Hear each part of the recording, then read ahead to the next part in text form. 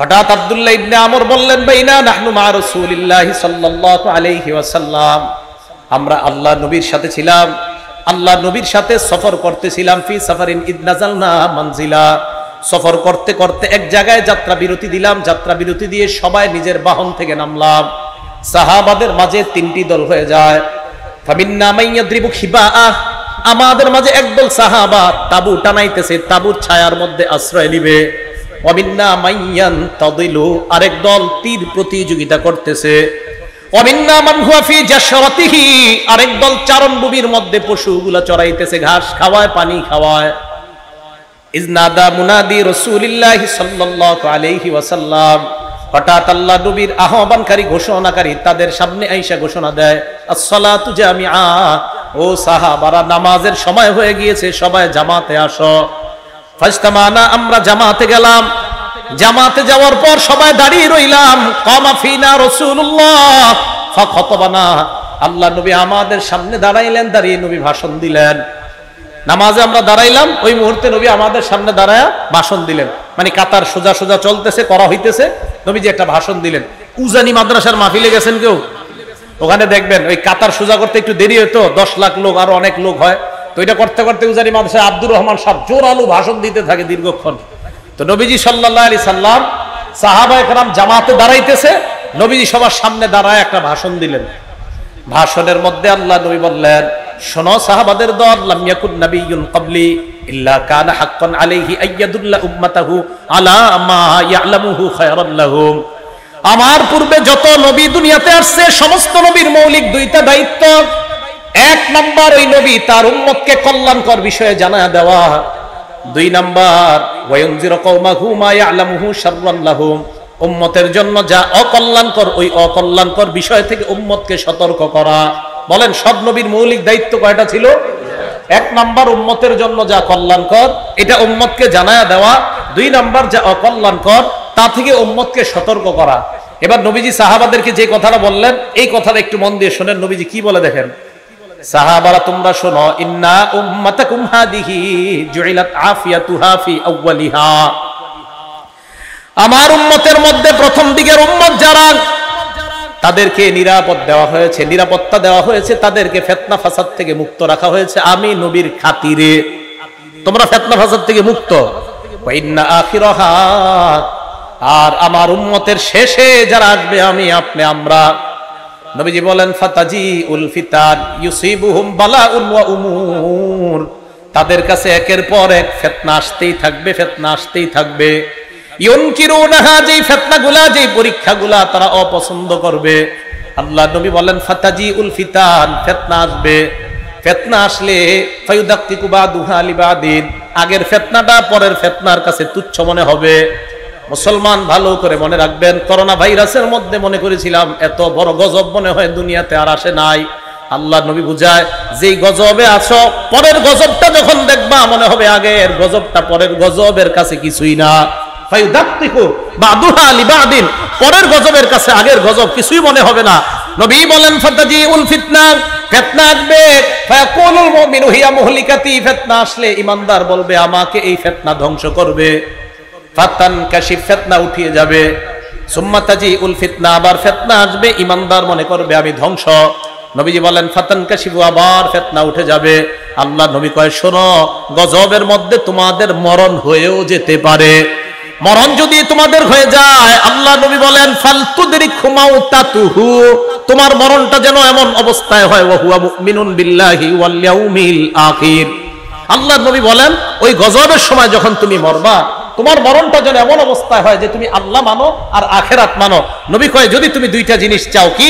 মান আহাব্বা আইয়ুজাহজাহা আনিন নার ওয়া ইউদখালাল জান্নাহ, যদি তুমি জাহান্নাম থেকে মুক্তি চাও আর জান্নাতে যাইতে চাও, এই গজবের জামানার মধ্যেও যদি তুমি জান্নাতে যেতে চাও, নবীজি বলেন তোমার মরণটা যেন ঈমানের সাথে হয়, আখিরাতকে বিশ্বাসের সাথে হয়। এমন অবস্থায় যদি তুমি মরো, ইনশাআল্লাহ তুমি জান্নাতে প্রবেশ করবে। আল্লাহ পাক রব্বুল আলামিন বলেন কুলিল হামদুলিল্লাহ ওয়া সালামুন আলা ইবাদিহিল্লাযীনা ইসতাফা, নবী আপনি বলেন সমস্ত প্রশংসা আল্লাহর। ওয়া সালামুন আলা ইবাদিহিল্লাযীনা ইসতাফা, আল্লাহ বলেন তার নির্বাচিত বান্দাদের প্রতি শান্তি, তার নির্বাচিত বান্দাদের প্রতি দয়া আর শান্তি। সুফিয়ান সাউরি রহমতুল্লাহি আলাইহি বলেন এই নির্বাচিত বান্দা দ্বারা হুম আসহাবু মুহাম্মাদিন সাল্লাল্লাহু আলাইহি ওয়াসাল্লাম, আল্লাহ নবীর সাহাবারা উদ্দেশ্য, এর মানে নির্বাচিত বান্দা মানে আল্লাহ নবীর সাহাবা। তাহলে সাহাবারা আল্লাহর নির্বাচিত বান্দা, সাহাবাদের প্রতি আল্লাহ সন্তুষ্ট, সাহাবাদের প্রশংসা আল্লাহ নিজে করেছেন।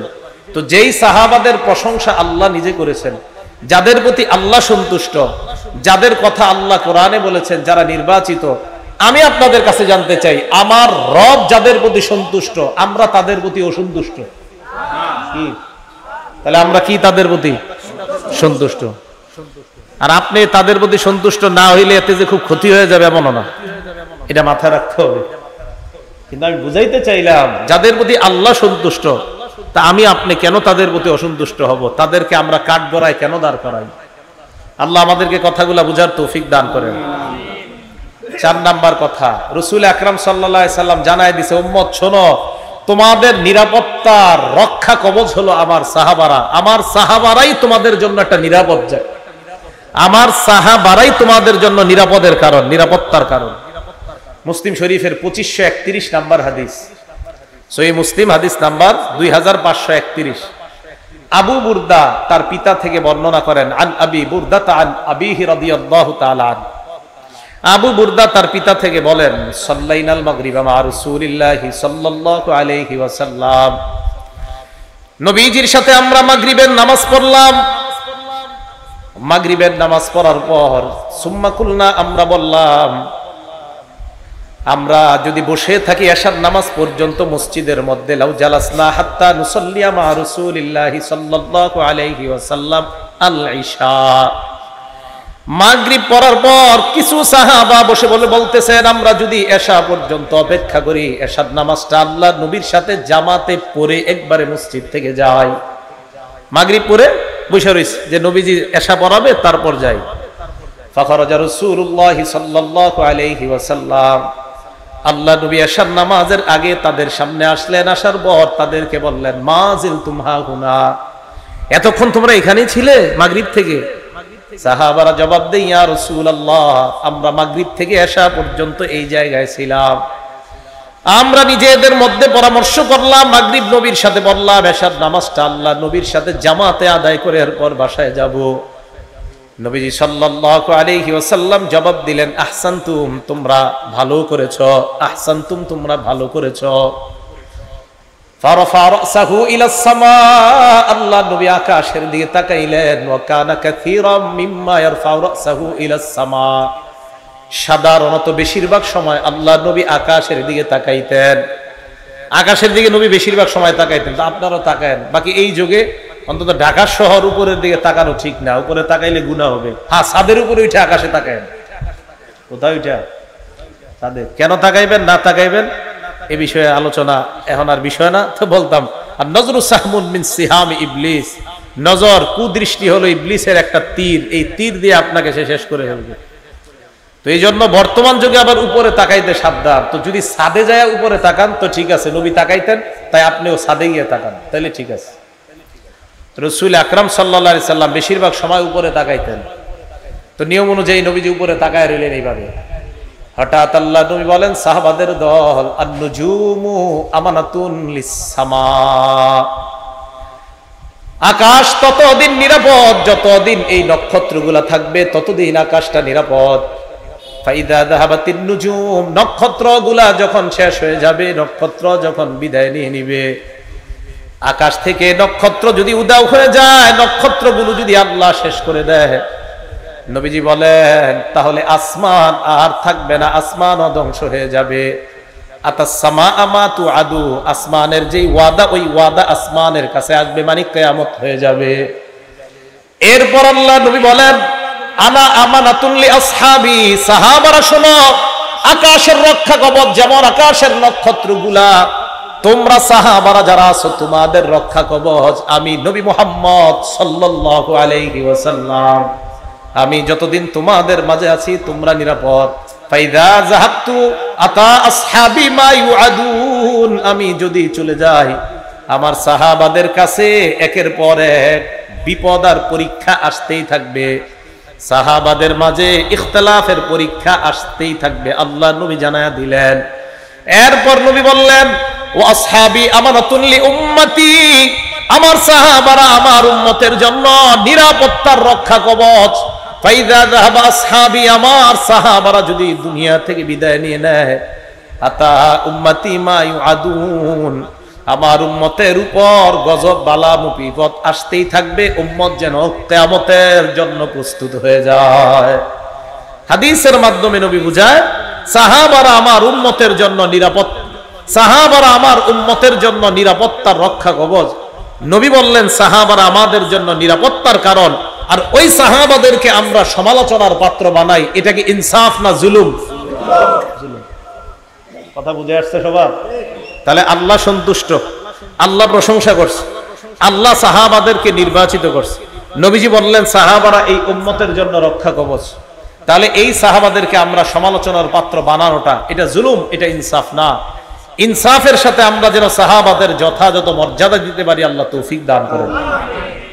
5 নাম্বার, সাহাবারা যতদিন দুনিয়াতে ছিল নবীজি বলেন ততদিন কল্যাণ। এই হাদিসটা মন দিয়ে শোনেন, দেখেন সাহাবাদেরকে যারা দেখছে তারা যতদিন দুনিয়াতে আছে পরবর্তীদের জন্য কল্যাণ, তাদেরকে যারা দেখছে তারা দুনিয়াতে যতদিন থাকবে ততদিন কল্যাণ। এই 3 বারের কথা আসছে, পরে আর আসে নাই।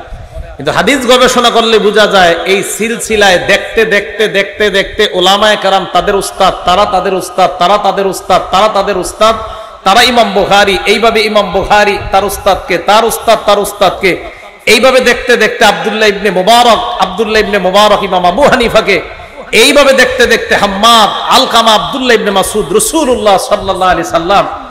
এই সিলসিলা দেখা দেখা দেখা, এখান থেকে বোঝা যায় যে দেখা যারা মূলত ওই সিলসিলা থেকে দেখে আসতেছে তাদেরকে দেখার মধ্যে একটা কল্যাণ আছে। দলিল, একটা কিতাব আছে আস-সিলসিলাতুস সহিহা, এই কিতাবের 3283 নাম্বার হাদিস, 3283 নাম্বার হাদিস, আস-সিলসিলাতুস সহিহা। সাধারণ জনগণ জানেননি এটার লেখককে, জানা দরকার নাই। ক্বালা রাসূলুল্লাহ সাল্লাল্লাহু আলাইহি ওয়াসাল্লাম লা তাজালুনা বিখাইরিন মা দামা ফিকুম মান রাআনি ওয়া সাহাবানি।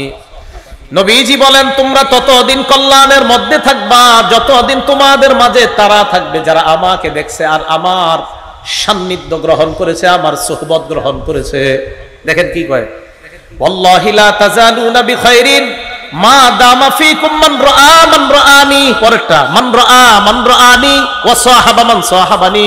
আল্লাহর কসম তোমরা ততদিন কল্যাণের মধ্যে থাকবা যতদিন তোমাদের মাঝে তারা থাকবে যারা আমার সাহাবাদেরকে দেখছে, যারা আমার সাহাবাদের সুহবত গ্রহণ করেছে। প্রথমে বললেন আমার সাহাবারা যতদিন থাকবে, এরপরে বললেন আমার সাহাবাদেরকে যারা দেখছে তারা যতদিন থাকবে। এবার কি বলে দেখেন, ওয়াল্লাহি লা তাজালুনা মা দামা ফিকুম লা তাজালুনা বিখাইরিন মা দামা ফিকুম মান রাআনি ওয়া সাহাবা মান সাহাবানি। আল্লাহ নবী বলেন আল্লাহর কসম ততদিন তোমরা কল্যাণের মধ্যে থাকবা যতদিন তোমাদেরকে তারা, তাদেরকে তারা, তাদেরকে যারা দেখছে তারা থাকবে, ততদিন কল্যাণের মধ্যে থাকবা। তাহলে রাসূল আকরাম সাল্লাল্লাহু আলাইহি সাল্লাম দেখা দেখা আর দেখা, দেখেন দেখা দেখা দেখা, সুহবত সুহবত সুহবত বললেন। প্রথমে বললেন যারা আমাকে দেখছে, এরপরে বললেন আমার সাহাবাদেরকে যারা দেখছে, এরপরে বললেন আমার সাহাবারা যাদেরকে দেখছে, যারা আমার সাহাবাদেরকে দেখছে তাদেরকে যারা দেখছে। তাহলে এই দেখাটা দেখেন, যারা নবীকে দেখছে, যারা সাহাবাদেরকে দেখছে, এলো সাহাবা, যারা সাহাবাদের ছাত্রদেরকে দেখছে, যারা সাহাবাদের ছাত্রদেরকে দেখছে। তো এই দেখা দেখির থেকে আর সোহবত থেকে নবীজি বুঝাইতে চায় সোহবত সান্নিধ্য কারো গ্রহণ করা, এইভাবে দেখে দেখে সিলসিলা বর্তমানে এই যে আল্লাহ ওয়ালা যারা ইসলাহের কাজ করে, এই সোহবত সেই ধারাবাহিকতা থেকে। তো সোহবতের যে একটা উপকারিতা আছে, একটা কল্যাণ আছে, এটা হাদিস দ্বারা প্রমাণিত। যারা আমাকে দেখছে, তাদেরকে যারা দেখছে, তাদেরকে যারা দেখছে, ততদিন তোমরা কল্যাণের মধ্যে থাকবা। এই দেখা আর সংস্রব সোহবত থেকে বোঝা যায় আল্লাহ ওয়ালা উলামাদের সোহবত সংস্রব, আর তাদেরকে দেখলে একটা কল্যাণ আল্লাহর থেকে পাওয়া যায়। তো রাসূল আকরাম সাল্লাল্লাহু আলাইহি সাল্লাম এক নম্বরে সাহাবাদের কথা বললেন। তাহলে সাহাবারা করলাম বিসমিল্লাহ। এখন আমি আপনাদের কাছে জানতে চাই, খুব বুঝের, আপনারা সাধারণ জনগণ বুঝারই কথা, আর আমি অমনি কথা বলি। সাহাবাদেরকে যারা দেখছে, তাদেরকে যারা দেখছে, তাদেরকে যারা দেখছে, তো দেখতে দেখতে বর্তমান যুগ পর্যন্ত মানুষগুলো আছে না বলেন? তাহলে এই যুগে ওই সিলসিলার যারা আছে, তাহলে তাদের দিকে দেখলে একটা উপকারিতা আছে না নাই? তো এই যুগে কারা? উলামায়ে কেরাম। কারা বলেন তো? উলামায়ে কেরাম, হক্কানি রব্বানি আল্লাহ ওয়ালা উলামায়ে কেরাম। এই জন্য তাদের সান্নিধ্যে যাবেন, এই ইসলামী মাহফিলগুলোতে বেশি অংশগ্রহণ করার চেষ্টা করবেন। আল্লাহ তৌফিক দান করেন। সাহাবাদের মর্যাদা রক্ষা করার হুকুম করেছে নবীজি সাল্লাল্লাহু আলাইহি সাল্লাম। সাহাবাদের মর্যাদা রক্ষা করার জন্য নবীজি হুকুম করেছেন। ইবনে মাজাহ কিতাবের নাম, হাদিস নাম্বার 2363 নাম্বার হাদিস। ক্বালা রাসূলুল্লাহ সাল্লাল্লাহু আলাইহি ওয়াসাল্লাম, আল্লাহ নবী বলেন, ইহফাজু ফি আসহাবি সুম্মাল্লাযীনা ইয়ালুনাহুম সুম্মাল্লাযীনা ইয়ালুনাহুম। আমার সাহাবাদের মর্যাদা তোমরা সংরক্ষণ করবা, আমার সাহাবাদের মর্যাদা তোমরা হেফাজত করবা। এরপর যারা তাদের মর্যাদা তোমরা রক্ষা করবা। এরপর কারা? যারা সাহাবাদেরকে দেখেছে। সাহাবাদেরকে কারা দেখেছে? ইমাম আবু হানিফা দেখছে। কে দেখছে? রহমতুল্লাহ আলাইহি। কে দেখছে বলেন? আল্লাহ নবী কয়, তাদের মর্যাদা রক্ষা করবা, আমার সাহাবাদের মর্যাদা রক্ষা করবা। আর আমার সাহাবাদের মর্যাদার পর তাদের মর্যাদা রক্ষা করবা। এর পরবর্তী প্রজন্ম যারা, এর পরের যারা, তাদের মর্যাদা রক্ষা করবা। সাহাবাদেরকে যারা দেখছে তাদেরকে বলা হয় তাবিঈ। ওই তাবিঈদের একজন হলেন আল ইমামুল আজম আবু হানিফা রাহমাতুল্লাহি আলাইহি। নবীজি বললেন এদের মর্যাদা রক্ষা করো। তাহলে সাহাবাদের মর্যাদা রক্ষা করা এটা নবীজির হুকুম। সাহাবাদের প্রশংসা করেছেন আল্লাহ, সাহাবাদের প্রতি আল্লাহ সন্তুষ্ট, সাহাবারা আল্লাহ নির্বাচিত বান্দা, সাহাবারা এই উম্মতের নিরাপত্তার রক্ষা কবচ, সাহাবারা এই উম্মতের জন্য কল্যাণ। সাহাবাদের মর্যাদা রক্ষা করার হুকুম নবীজি সাল্লাল্লাহু আলাইহি সাল্লাম করেছেন। আল্লাহ আমাদের সকলকে সাহাবাদের মর্যাদা যেন আমরা রক্ষা করতে পারি, তাদের সমালোচনা শোনা বলা থেকে যেন বেঁচে থাকতে পারি, আল্লাহ তৌফিক দান করেন। সাহাবাদেরকে গালি দেওয়া 7 নাম্বার কথা। এই গালি দেওয়ার এটা হলো 7 নাম্বার শিরোনাম, যে সাহাবাদেরকে যারা গালি দেয়, যারা সাহাবাদেরকে গালি দেয় 1 নাম্বার, যারা সাহাবাদেরকে গালি দেয় তাদের উপর আল্লাহর অভিশাপ, ফেরেশতাদের অভিশাপ, দুনিয়ার সব মানুষের অভিশাপ। আবার বলছি, আরে ঠিক মানে আসলেই ঠিক, এটা হাদিসে আইছে, ঠিক হইব না? যারা সাহাবাদের সমালোচনা করে, সাহাবাদেরকে গালি দেয়, তাদের উপর আল্লাহর অভিশাপ, ফেরেশতাদের অভিশাপ, সমস্ত মানুষের অভিশাপ। এটা কিতাব আছে নাম আল জামিউস সগীর। এই কিতাবের 8715 নাম্বার হাদিস, ইমাম সুয়ুতী রাহমাতুল্লাহ আলাইহি লেখা। এখানে আসছে, ক্বালা রাসূলুল্লাহ সাল্লাল্লাহু আলাইহি ওয়াসাল্লাম, নবীজি বলেন, মান সাব্বা আসহাবি, যারা আমার সাহাবাদেরকে গালি দেয়, ফালাইহি লানাতুল্লাহ, যে ব্যক্তি আমার সাহাবাদেরকে গালি দেয় তার উপর আল্লাহর অভিশাপ, ওয়াল মালাইকা, ফেরেশতাদের অভিশাপ, ওয়ান নাসি আজমাইন, সমস্ত মানুষের অভিশাপ। তাহলে আমরা সাহাবাদেরকে কখনো গালি দিব না, যারা গালি দেয় তাদের কথা শুনবো না। রাজি ইনশাআল্লাহ? সাহাবাদের ব্যাপারে কোনো কথা এগুলো আমরা কান দিব না। 2 নাম্বার, সাহাবাদেরকে যারা গালি দেয়, নবীজি সাল্লাল্লাহু আলাইহি সাল্লাম তাদেরকে গালি দিতে নিষেধ করে দিয়েছেন। নবীজি সহিহ বুখারী হাদিস নাম্বার 3673 নাম্বার হাদিস। ক্বালা রাসূলুল্লাহ সাল্লাল্লাহু আলাইহি ওয়াসাল্লাম, আল্লাহ নবী বলেন, লা তাসুব্বু আসহাবি, তোমরা আমার সাহাবাদেরকে গালি দিও না। এবার আল্লাহ নবী বলেন, কোন সাহসে আমার সাহাবাদেরকে তোমরা গালি দাও? ফা ইন্না আহাদাকুম লাউ আনফাকা মিসলা উহুদিন যাহাবা, তোমাদের কেউ যদি উহুদ পাহাড় সমপরিমাণ স্বর্ণ আল্লাহর রাস্তায় দান করো। কি পরিমাণ? উহুদ পাহাড় পরিমাণ স্বর্ণ। উহুদ পাহাড় পরিমাণ স্বর্ণ যদি আল্লাহর রাস্তায় দান করো, মা বালাগা মুদ্দা আহাদিহিম, সাহাবারা এই 2 হাত দিয়ে যা দান করে, তোমাদের উহুদ পাহাড়ের সমান পরিমাণ স্বর্ণ সাহাবাদের ওই 2 হাত পরিমাণ দানের কাছেও পৌঁছতে পারবে না। নবীজি বললেন ওয়ালা নাসিফা, প্রথমে বলছে 2 হাত, এরপর বললেন ওয়ালা নাসিফা, অর্ধেকও না, অর্ধেক মানে 1 হাত। মুদ্দা মানে 2 হাত, নাসিফা মানে 1 হাত। আল্লাহর নবী কয় 2 হাত পরিমাণ, নবী কয় না না 1 হাত। উহুদ পাহাড় পরিমাণ স্বর্ণ যদি তোমরা আল্লাহর রাস্তায় দান করো, সাহাবাদের 2 হাত পরিমাণ দান, নবী কয় না অর্ধ হাত, মানে অর্ধ মুদ, মানে 1 হাত পরিমাণ দানের কাছেও পৌঁছতে পারবে না। তাহলে যাদের দানের মূল্য আল্লাহর কাছে এত বেশি যে তাদের 1 হাত পরিমাণ দানের কাছে আমাদের উহুদ পাহাড় পরিমাণ স্বর্ণের দানের এটার কাছাকাছি যেতে পারবো না। নবীজি বলেন লা তাসুব্বু, তাদেরকে গালি দিও না। তো সাহাবাদেরকে যারা গালি দেয়, তাদের যে মজলিসে গালিগুলা হয়, এই সমস্ত মজলিসে যাবো না, বসবো না, শুনবো না। আল্লাহ তৌফিক দান করেন। 3 নাম্বার, সাহাবাদেরকে গালি দেওয়া এটা স্পষ্ট ভাবে নিষেধ। হাদিসের মধ্যে আরেকটা নিষেধাজ্ঞা দেখেন কেন বলে, এইখান থেকে দেখেন এই মজলিসের কি প্রয়োজন। এই যে খানকায় হযরত মাওলানা হাফিজুল্লাহ রহমতুল্লাহ আলাইহি এই খানকার উদ্যোগে ইসলামী মাহফিলের প্রয়োজনীয়তাটা এই হাদিস থেকে সাহাবাদের ব্যাপারেও জানেন, আর মজলিসের প্রয়োজনীয়তা জানেন। আমি এই হাদিস পড়ে অবাক হইছি, দেখেন কি কয়, লা তাসুব্বু আসহাবা মুহাম্মাদিন সাল্লাল্লাহু আলাইহি ওয়াসাল্লাম, শারহুত তাহাওয়িয়া একটা কিতাব, এই কিতাবের 693 নম্বর হাদিস, হাদিসের মান হাসান। লা তাসুব্বু আসহাবা মুহাম্মাদিন সাল্লাল্লাহু আলাইহি ওয়াসাল্লাম, তোমরা মুহাম্মদ সাল্লাল্লাহু আলাইহি ওয়াসাল্লামের সাহাবাদেরকে তোমরা গালি দিও না। এবার কি কয় দেখেন, শোনো তোমরা, লা মুকামু আহাদিহিম সাআতান ইয়ানি মা'আন নবী সাল্লাল্লাহু আলাইহি ওয়াসাল্লাম খায়রুম মিন আমালিকুম 40 সানা। নবীজির সাথে সাহাবাদের এক মুহূর্তের অবস্থান, কি কয়, নবীর সাথে সাহাবাদের এক মুহূর্তের অবস্থান তোমাদের 40 বছর আমলের চাইতে বেশি দামি। তাহলে আল্লাহ ওয়ালাদের সাথে অবস্থানের দাম আছে না নাই? এই দেখেন আমি অবাক হয়ে গেছি হাদিসে যে অবস্থান, আল্লাহ ওয়ালা মানে বসে রয়েছে নবীর সাথে সাহাবা, কয় সাহাবা নবীর সাথে বসে থাকার এক মুহূর্তের বসে থাকাটা তোমাদের 40 বছর আমলের চেয়ে বেশি দামি। তাহলে বোঝা যায় এখান থেকে যে আল্লাহ ওয়ালাদের সাথে বসে থাকাটাও একটা ফায়দা, উপকারিতা। আপনি অনেক মুরব্বী আল্লাহ ওয়ালা আছে যাদের কথা বোঝা যায় না, দরকার নাই বোঝা যাওয়া, এমনি বসে থাকবেন। ঢাকার বড় বড় আল্লাহ ওয়ালা অনেক মুরব্বী, অনেক বয়সের কারণে সব কথা বোঝা যায় না, এমনি গিয়ে আমরা বসে থাকি। কেন বসে থাকি? এই সমস্ত হাদিসের কারণে, যে ওনাদের মজলিসে বসে থাকাটাও এটা আল্লাহর পক্ষ থেকে একটা গনিমত, একটা নিয়ামত। তো দেখেন হাদিসের মধ্যে আছে যে সাহাবায়ে কেরাম নবীর সাথে কিছু মুহূর্ত কাটানো, এটা তোমাদের 40 বছর ইবাদতের চাইতে বেশি দামি। তাহলে বলেন তো, যাদের সামান্য ইবাদত, শুধু সামান্য নবীর সাথে বসে থাকাটা এত দাম, তাহলে তাদের ইবাদতের কত দাম? এরা বসে থাকছে, এত দাম। ইবাদতের দাম আছে না নাই? আছে। ইবনে মাজাহ কিতাবের নাম, হাদিস নাম্বার 162 নম্বর হাদিস। এই হাদিসের মধ্যে আসছে লা তাসুব্বু আসহাবা মুহাম্মাদিন সাল্লাল্লাহু আলাইহি ওয়াসাল্লাম, তোমরা মুহাম্মদ সাল্লাল্লাহু আলাইহি ওয়াসাল্লামের সাহাবাদেরকে গালি দিও না।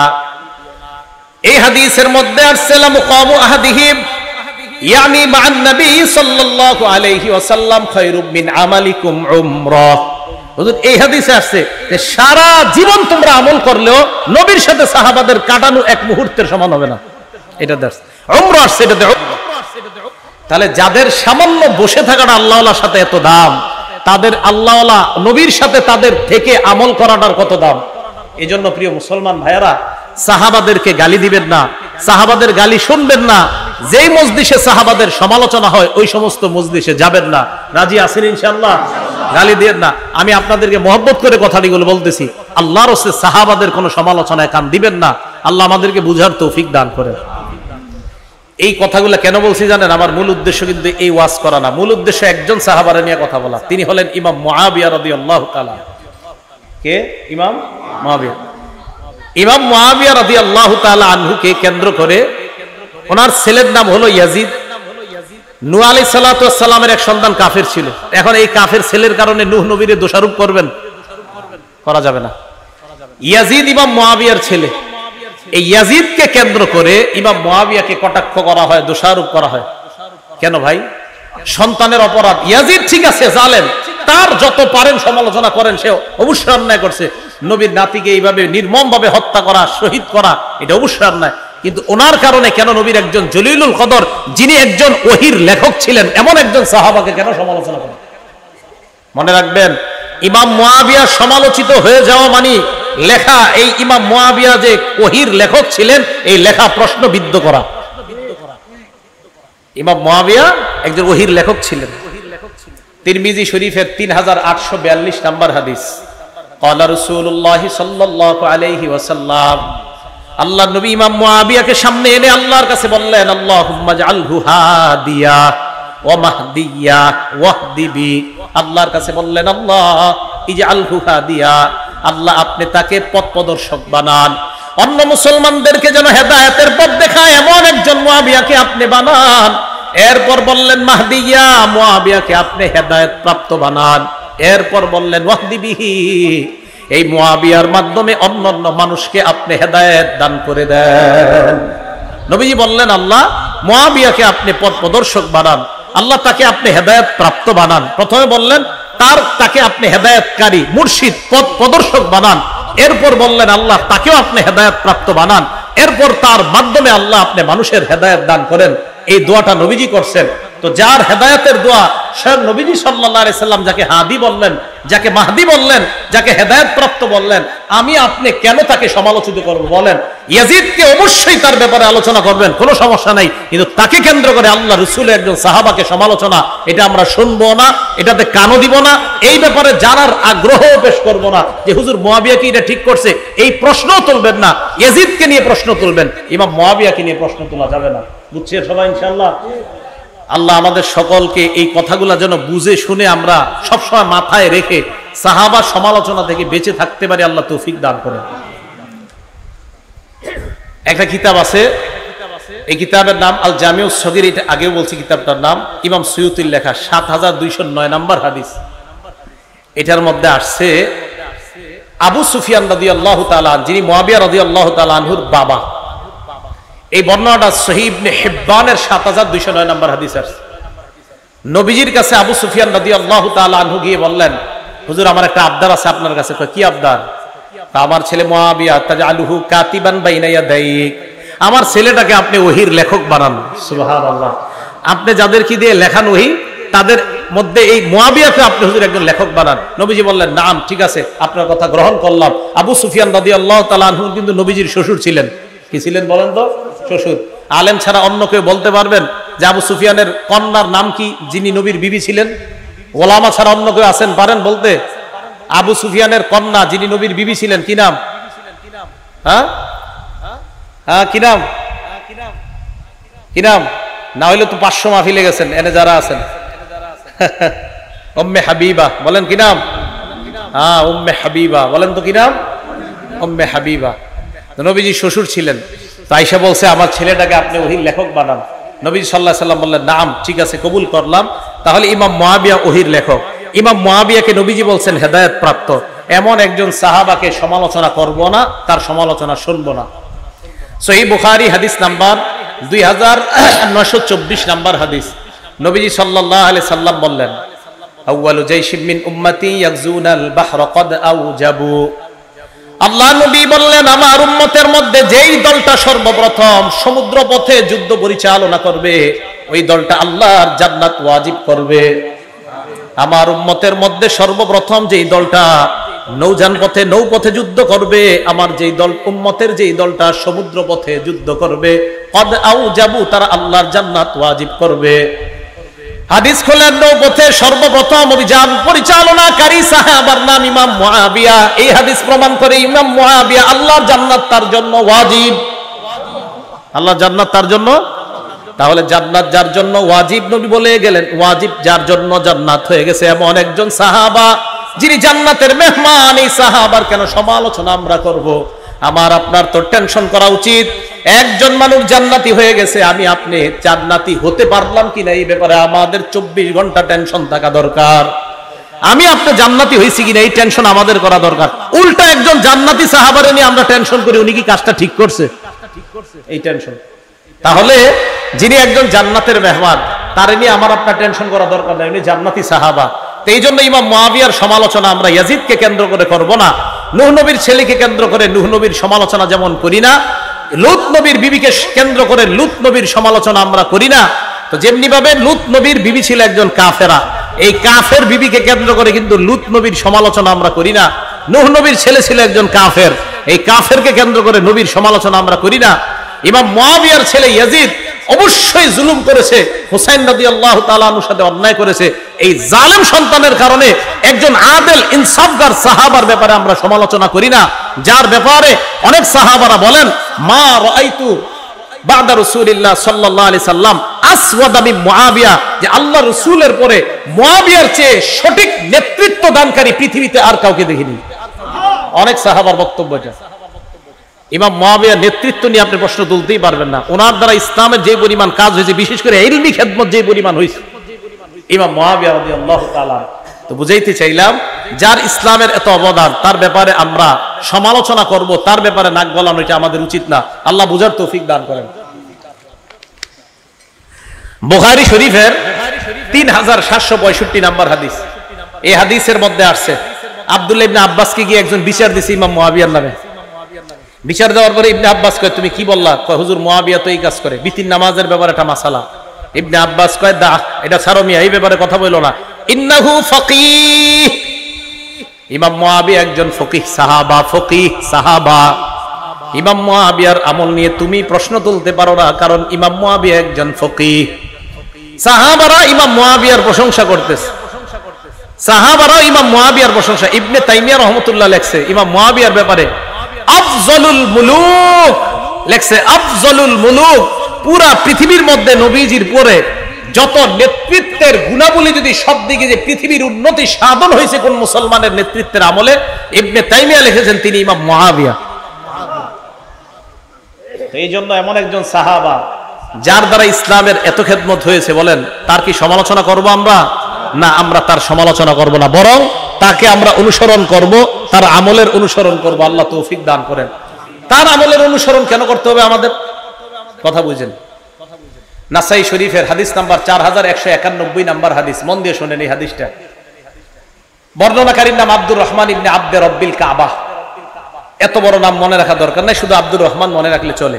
তিনি বলেন, আতাইতু ইলা আব্দুল্লাহ ইবনে আমরিন ওয়া হুয়া জালিসুন ফি জিল্লিল কাবা। নবীর সাহাবা আব্দুল্লাহ ইবনে আমরের কাছে আমি আসলাম, আসার পর আমি দেখলাম উনি কাবার ছায়ার মধ্যে বসা। কাবা শরীফের ছায়া, এই ছায়ার মধ্যে আল্লাহ নবীর সাহাবা আব্দুল্লাহ ইবনে আমর বসা। ওয়ান্নাসু আলাইহি মুজতামিউন, জনগণ তার সামনে ঘেরাও করে আছে, তার থেকে নসিহত শুনতে চায়। হঠাৎ আব্দুল্লাহ ইবনে আমর বললেন, বাইনা নাহনু মা রাসূলিল্লাহি সাল্লাল্লাহু আলাইহি ওয়াসাল্লাম, আমরা আল্লাহ নবীর সাথে ছিলাম, আল্লাহ নবীর সাথে সফর করতেছিলাম। ফি সাফারিন ইদ নাযালনা মানজিলা, সফর করতে করতে এক জায়গায় যাত্রা বিরতি দিলাম, যাত্রা বিরতি দিয়ে সবাই নিজের বাহন থেকে নামলাম। সাহাবাদের মাঝে তিনটি দল হয়ে যায়। ফামিন্না মাইয়াদ্রিবু খিবাআ, আমাদের মাঝে একদল সাহাবা তাবু টানাইতেছে, তাবুর ছায়ার মধ্যে আশ্রয় নিবে। ওয়ামিন্না মাইয়ান তাদিলু, আরেক দল তীর প্রতিযোগিতা করতেছে। ওয়ামিন্না মান হুয়া ফি জাশরাতিহি, আরেক দল চারণভূমির মধ্যে পশুগুলা চড়াইতেছে, ঘাস খাওয়ায়, পানি খাওয়ায়।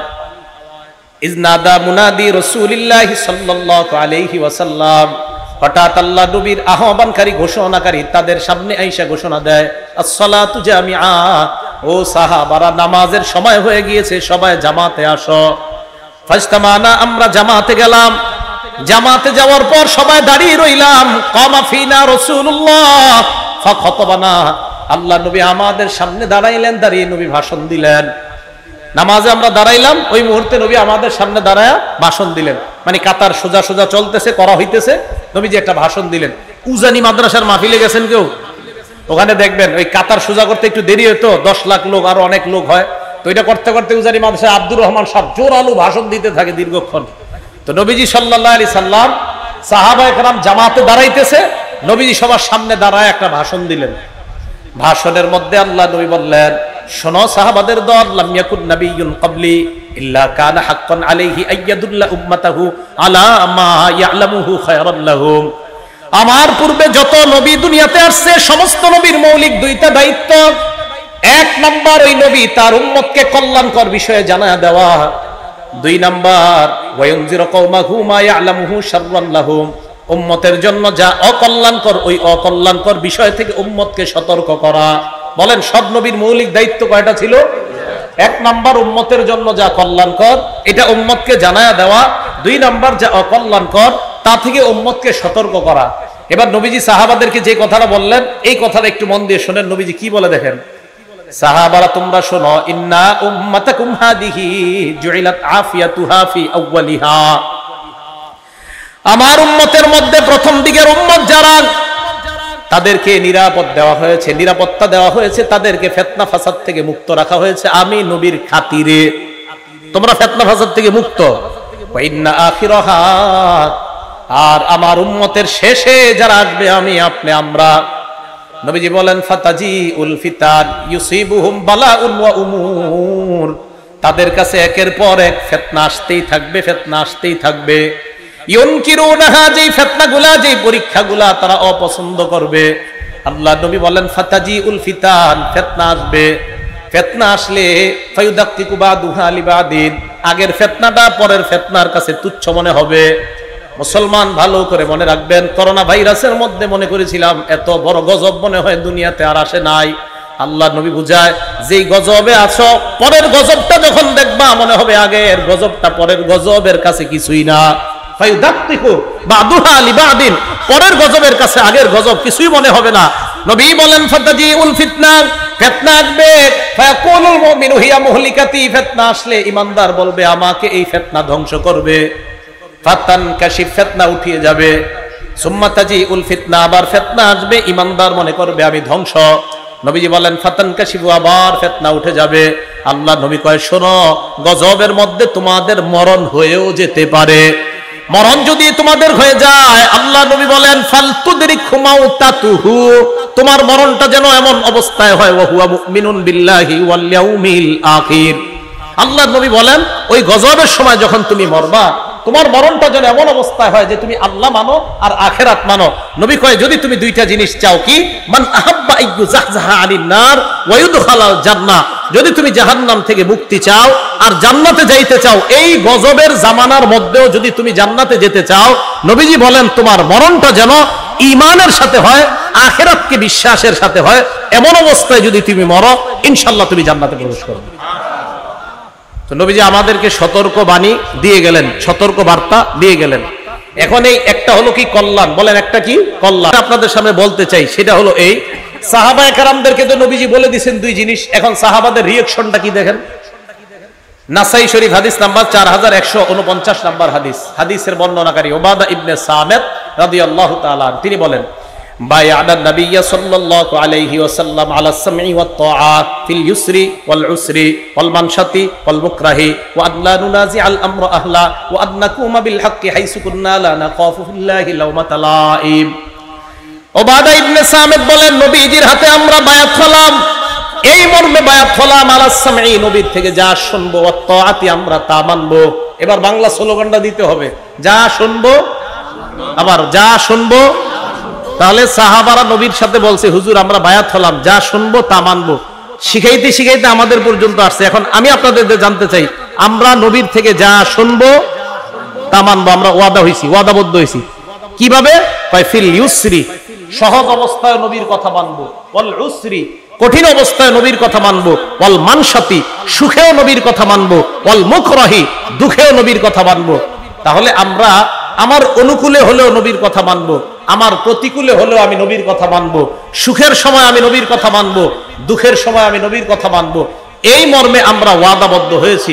এখন আমি আপনাদের সামনে যে বিষয়টা বলতে চাই, হুসাইন রাদিয়াল্লাহু তাআলা আনহু যে শহীদ হলেন, এই শাহাদাতটা আমাদের জন্য কি সুখের না দুঃখের? অবশ্যই দুঃখের, কষ্ট দিছে আমাদেরকে, এইভাবে শহীদ করা ঠিক হয় নাই। এখন দুঃখের সময় কি করণীয়, এই জাতীয় কোন করণীয় নবীজি আমাদেরকে বলছেন কিনা বলেন? বলছে। আমরা কষ্ট পাইছি ইমাম হুসাইনের শাহাদাতে, এখন তার শাহাদাতে যে আমরা কষ্ট পাইলাম, এখন কষ্টের সময় কি করণীয় আমাদের দেখতে হবে, কোরআন হাদিসে কোনো করণীয় আছে কিনা। যদি থাকে তো এটাই করা, আর যদি বলেন না নাই তাহলে তো কিছুই করা যাবে না। এখন বিপদের সময় কি করা, কোরআনে বলছে ইন্না লিল্লাহি ওয়া ইন্না ইলাইহি রাজিউন পড়া। কি পড়া? রাজিউন পড়া। বুখারীর 1284 নাম্বার হাদিসের বর্ণনা, নবীজির এক কন্যা আল্লাহ নবীর কাছে সংবাদ পাঠাইলেন, আব্বা ইন্না ইবনাল্লি কুবিজ, আব্বা আমার ছেলেটা মারা যাবে অবস্থা, আপনি একটু আমার সন্তানটাকে দেখতে আসেন। আল্লাহ নবী জবাবে উত্তর পাঠায়া দিলেন, আমার মেয়েকে গিয়ে সালাম দাও। সালাম দেওয়ার পর বলবা ইন্না লিল্লাহি মা আখাযা ওয়া লাহু মা আতা। আমার সাথে বাংলা বলেন, বলেন যা নিছে আল্লাহর, যা রেখেছে আল্লাহর। গ্রাম্য বাংলায় যেটা নিয়ে গেছে এটা আল্লাহর, যেটা রেখে দিছে এটা আল্লাহর। সহিহ বুখারী হাদিস নাম্বার 1284। তো নবীজি সাল্লাল্লাহু আলাইহি সাল্লাম বললেন, দুনিয়া থেকে যদি কিছু উঠায় নেয় এটাও আল্লাহর, দুনিয়া থেকে যদি কিছু রেখে দেয় আমাদের জন্য এটাও আল্লাহর। কারো 4টা ছেলে আছে, 2জন মারা গেছে, 2জন আছে, 2জনকে নিয়ে গেছে, এই 2জন কার? দুইজন বেঁচে আছে, এই দুইজন কার? বাস খালাস। কারো মৃত্যুতে কষ্ট পেয়ে আমরা আমাদের এটাই করণীয় যে আল্লাহ ফায়সালা আল্লাহ উঠায় নিছে, আল্লাহর ফায়সালা যেটা আল্লাহ দুনিয়াতে রাখছে। হ্যাঁ, হুসাইন রাদিয়াল্লাহু তাআলা আনহু শাহাদাতে আমাদের যদি কষ্টের কারণে চোখের পানি আসে, এটা রহমত। বলেন এটা কি? চোখের পানি যদি আসে, এটা রহমত। দলিল আল জামিউস সগীর কিতাবের নাম, হাদিস নাম্বার 4201 নাম্বার হাদিস। ঘটনাটা মন দিয়ে শুনেন। জয়নব রাদিয়াল্লাহু তাআলা আন, কি বললাম? জয়নব রাদিয়াল্লাহু তাআলা আন, এই জয়নব রাদিয়াল্লাহু তাআলা আনহা উনি মারা গেছে। ফাবাকাতিন নিসা, নারীরা কান্নাকাটি শুরু করছে জয়নব রাদিয়াল্লাহু তাআলা আনহা মারা যাওয়ার পর। ফাজালা উমর ইয়াদরিবুহুন্না বিসাউতিহি, হযরত ওমর চাবুক ধরছে সবগুলোর মাথায়। এই চুপ, কোনো কান্নাকাটি নাই, এবার চাবুক ধরছে। হ্যাঁ থামো, কান্নাকাটি করো কেন? নবীজি বললেন মাহলান ইয়া উমর, উমর থামো না, একটু নরম হও। তো হযরত ওমর নরম হইলেন।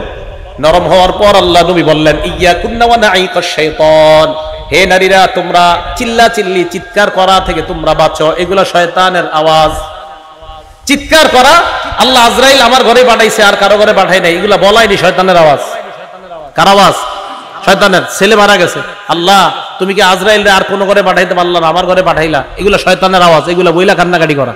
এবার নবীজি কি বলে দিছে দেখেন, মাহমা ইয়াকুনু মিনাল আইনি ওয়াল কলব, চোখের পানি যদি অটোমেটিক কারো শোকে বের হয়, অন্তর থেকে বের হয়, ফামিনাল্লাহ ওয়া মিনার রাহমা, এটা আল্লাহর পক্ষ থেকে দয়া। হুসাইন রাদিয়াল্লাহু তাআলা আনহু শাহাদাতের ঘটনা পড়বেন, পড়লে আপনার চোখের পানি আসবে। তো এই চোখের পানি আসাটা এটা দয়া, এটা রহমত। এবার আল্লাহ নবী বলেন ওয়া মা ইয়াকুনু মিনাল লিসান, চোখের পানি যদি জিহ্বা থেকে হয়, চোখের পানি আবার জিহ্বা থেকে কিভাবে হয়? মানে উল্টা পাল্টা কথা কয়। জিহ্বা থেকে হয় মানে উল্টা পাল্টা কথা কয়।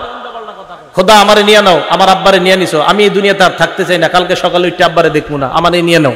এটা মিনাল লিসান, জবান থেকে। ওয়ালিয়াদ, হাত থেকে। এবার আমি বলবো না জবানার হাত আমাদের দেশে কবে ব্যবহার হবে? জবানার হাত, জবানার হাত, জবানার হাত, জবান হাত, জবান হাত। আমা ইয়াকুনু মিনাল লিসান ওয়াল ইয়াদ, যেটা জবান থেকে হবে আর হাত থেকে হবে, ফামিনাশ শায়তান, এটা শয়তানের পক্ষ থেকে। নবীজি বলেন তাহলে মুখ থেকে উল্টাপাল্টা শব্দ বের হওয়া, হাত দিয়ে নিজের আঘাত করা, বলেন এটা কার কাজ? শয়তানের কাজ। আর অটোমেটিক চোখ দিয়ে যদি পানি বের হয়, এটা কার পক্ষ থেকে রহমত? আল্লাহর পক্ষ থেকে রহমত। তাহলে আল্লাহর পক্ষ থেকে রহমত, এটা ঠিক আছে। শয়তানের পক্ষ থেকে যদি হয়, এটা অন্যায়, এটা জায়েজ নাই, এটা হারাম। তো এই হারাম কর্মকাণ্ড থেকে যেন আমরা বেঁচে থাকতে পারি, আল্লাহ তৌফিক দান করেন। মুহররম মাস আসলে আরেকটা কথা হয়, আহলে বাইত। বলেন কি হয়? বলেন সবাই, আহলে বাইত কারা?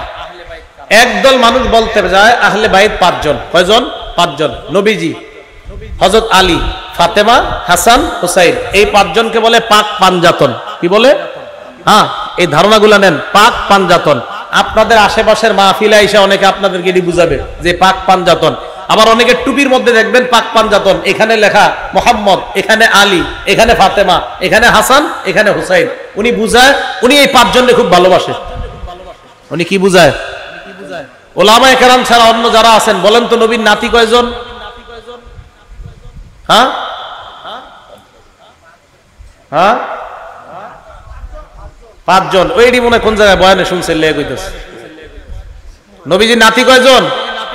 5 জন। 5 জন। তা আপনারা তো 2 জন নিয়ে খালি লাফান, বাকি 5 জনকে ভালোবাসবে কে? আমরা নবীর নাতি নাতনি সবাইকে মহব্বত করি, শুধু 2 জনকে না, সবাইকে করি। আর কিছু মানুষ শুধু 2 জনকে করে, অতএব বেশি ভালোবাসার দাবিদার আমরা। নবীজির মেয়ে কয়জন? 4 জন। মনে রাখেন, একটু কথাগুলো মন দিয়ে শুনেন। জয়নব, রুকাইয়া, উম্মে কুলসুম। জয়নব, রুকাইয়া, উম্মে কুলসুম, ফাতেমা। এবার দেখেন, এই উম্মে কুলসুমের কোনো সন্তান নাই। কেউ বলে আছে, কেউ বলে নাই, বেশিরভাগ বলছে নাই। এই উম্মে কুলসুমের সন্তান নাই। বাকি রইল কয় মেয়ে নবীর? জয়নবের 2 সন্তান। একজনের নাম, এই জয়নবের 2 সন্তান, একজনের নাম আলী, আরেকজনের নাম উমামা।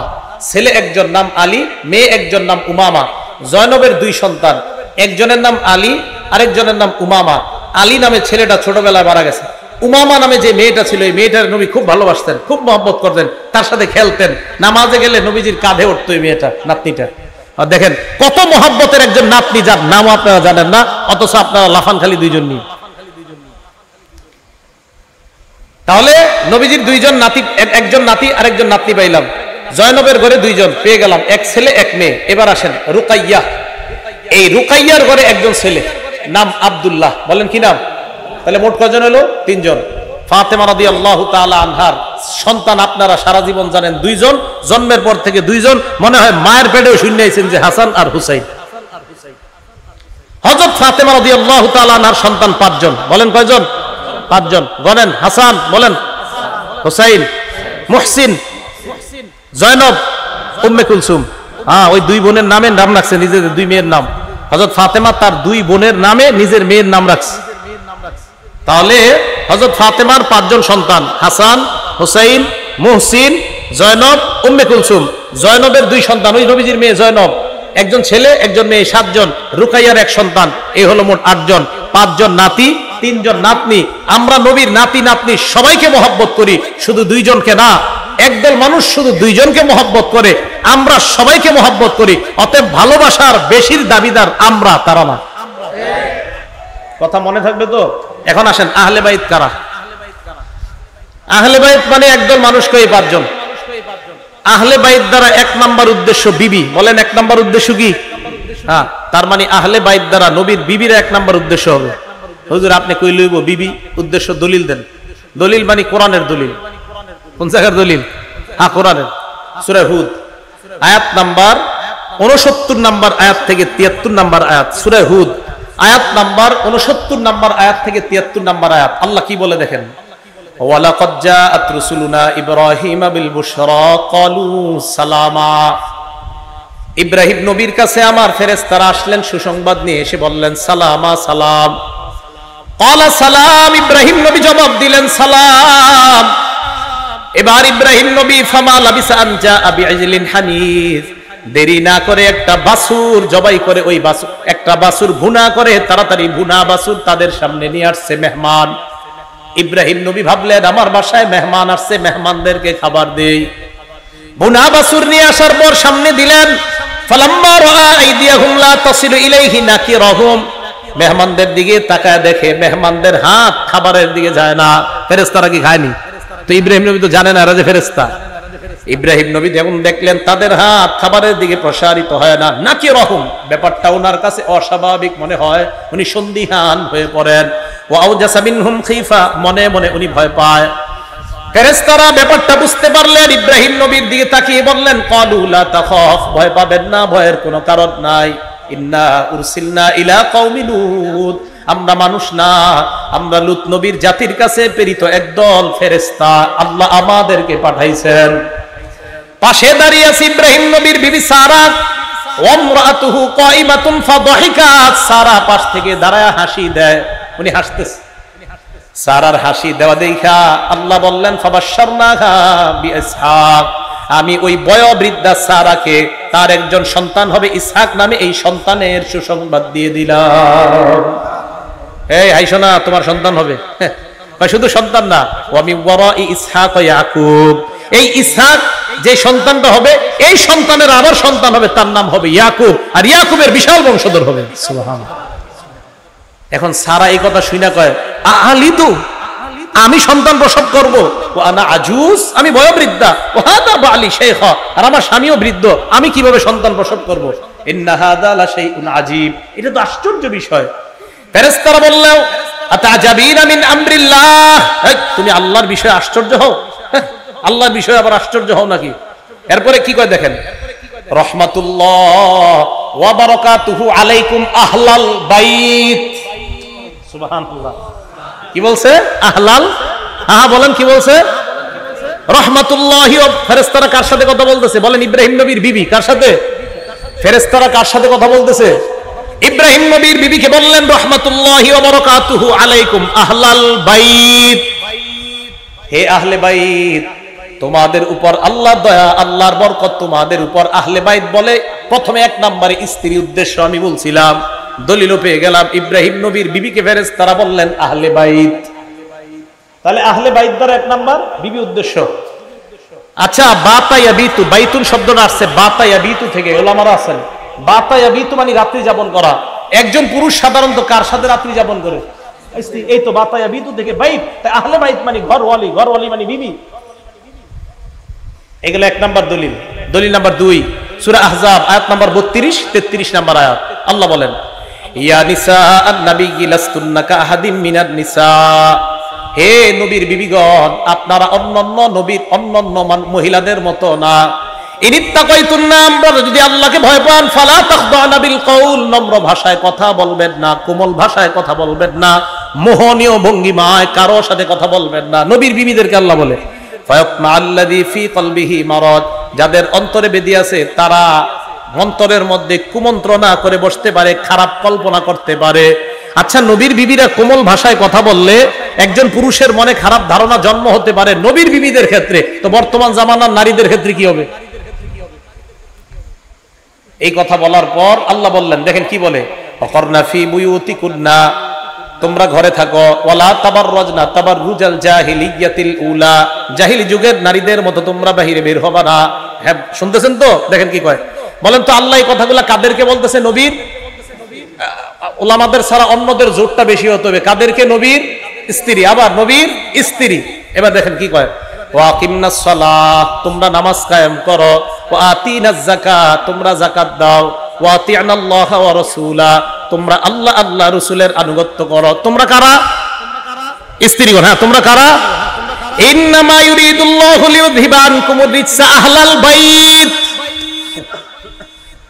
হে আহলে বাইত, নবীর বিবিগণ, তোমাদের থেকে আল্লাহ নাপাকি দূর করতে চায়। তাহলে আহলে বাইত দ্বারা 1 নাম্বার উদ্দেশ্য বিবি। তাহলে আহলে বাইত মানে 5 জন না, আমরা বলি আহলে বাইত মানে নবীর বিবিগণ, আহলে বাইত মানে হাসান হুসাইন ফাতেমা, আহলে বাইত মানে নবীর পরিবারের সবাই। আমরা আহলে বাইত সবাইকে ভালোবাসি, মহব্বত করি, শুধু 5 জনকে না, বরং আমরা নবীর সমস্ত পরিবারকে মহব্বত করি। কি বলেন? আমরা শুধু 5 জনকে না, আমরা সবাইকে ভালোবাসি। এরপরে আমগরে বলে আমগো ভিতরে নবীর প্রেম নাই। আপনি মাত্র 5 জনকে মহব্বত করলেন, আর আমি বললাম পুরো পরিবারের সকলকে, তা আপনি আমারে বললেন যে আপনার মধ্যে নবীর প্রেম নাই। এটা ইনসাফের কথা না, এটা জুলুমের কথা। এই কথাগুলা যারা এই 5 জনকে আহলে বাইত মনে করে তাদেরকে বুঝাবেন। এখন কথা হলো, হাসান হুসাইনও যে আহলে বাইত, এটার দলিল কি? ওনারাও যে আহলে বাইত হতে পারে, এটার দলিল কি? এই আয়াত নবীর উপরে যখন নাজিল হয়েছে তখন নবী তার স্ত্রী উম্মে সালামার ঘরে ছিলেন। মুসলিম শরীফের 2424 কত হয়? 2424 নাম্বার হাদিস। নবীজি সাল্লাল্লাহু আলাইহি সাল্লাম খরাজা রাসূলুল্লাহ গাদাতান, সকালবেলা ঘর থেকে বের হইছে, ওয়া আলাইহি মিরতুন মুরাহহালুন মিন শারিন আসওয়াদ, কালো পশম দ্বারা অঙ্কিত করা একটা চাদর নবীর গায়ে ছিল। তো এই চাদর গায়ে দিয়ে নবী বের হইছে কখন? যে অবস্থায় নবী ঘরে ছিলেন, ওই অবস্থায় নবীর উপর আয়াত নাজিল হয়েছে যে আপনার বিবিদের থেকে আল্লাহ, মানে আহলে বাইতদের থেকে আল্লাহ অপবিত্রতা দূর করতে চায়। নবী ঘর থেকে বের হয়ে দেখছে হযরত হাসান আসছে, আসার পর নবীজি আদখালা, হাসান রে চাদরের ভিতরে ঢুকাইছে, বুঝছেন?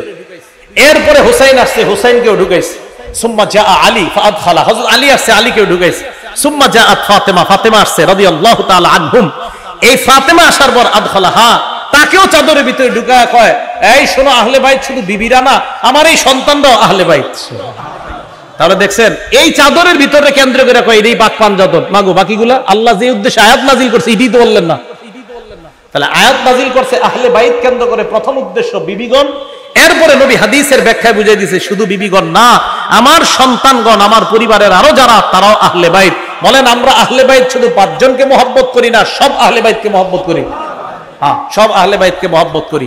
আল্লাহ পাক রব্বুল আলামিন আমাদের সকলকে মুহররম মাসকে কেন্দ্র করে যেই সমস্ত কথাগুলো হয়, কারবালার ঘটনা আপনারা অনেক শুনেছেন হয়তো, তো এই জন্য যেই বিষয়গুলো সাধারণত আনা হয়, এই বিষয়গুলো যেন আর না আনা হয়। শুধুমাত্র 5 জনকে মহব্বতের কথা যেন বলা না হয়, নবীর পুরো পরিবারকে যেন মহব্বতের কথা বলা হয়। হযরত হুসাইনকে কেন্দ্র করে অবশ্যই ইয়াজিদের ব্যাপারে, ইয়াজিদ যা যা করেছে, অন্যায় করেছে, অবশ্যই এগুলো বলা দরকার। কিন্তু এটাকে কেন্দ্র করে যেন ইমাম মুআবিয়াকে সমালোচনা করা না হয়, সাহাবাদেরকে সমালোচনা করা না হয়।